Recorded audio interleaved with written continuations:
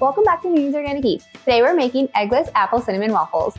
These easy waffles don't need eggs and they're lightly spiced with cinnamon and cloves. They make the perfect fall brunch when you top them with apples and a little bit of maple syrup.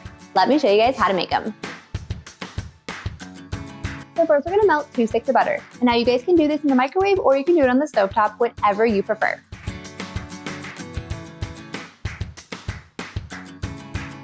So while the butter is melting, you're going to grab a large mixing bowl. And then we're going to mash up 1 large banana. And now I just like to mash up the banana with a fork. And while we're using banana as an egg replacer in these waffles, they aren't going to taste like banana. These are going to taste like apples and cinnamon. Next, we're going to add in the rest of our wet ingredients into the banana.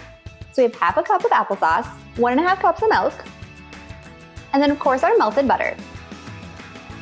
And then last, we're going to add in 1 teaspoon of vanilla extract. Next, we're just going to stir up these wet ingredients with a spatula. Now we're going to add 284 grams of all-purpose flour, 28 grams of cane sugar. Next, we're going to add 2 teaspoons of baking powder, then half a teaspoon of salt, then 1 teaspoon of cinnamon, and a 1/4 teaspoon of cloves.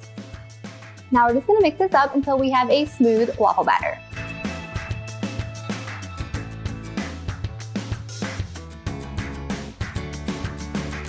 Next, you're going to preheat your waffle iron. I like to use between setting 3 and 4 on my Cuisinart waffle iron. Then go ahead and grab a measuring cup and we're just going to scoop the batter into the waffle iron. Depending on the waffle iron that you have or the size, you guys can use a different amount of batter to make bigger or smaller waffles. It's totally up to you.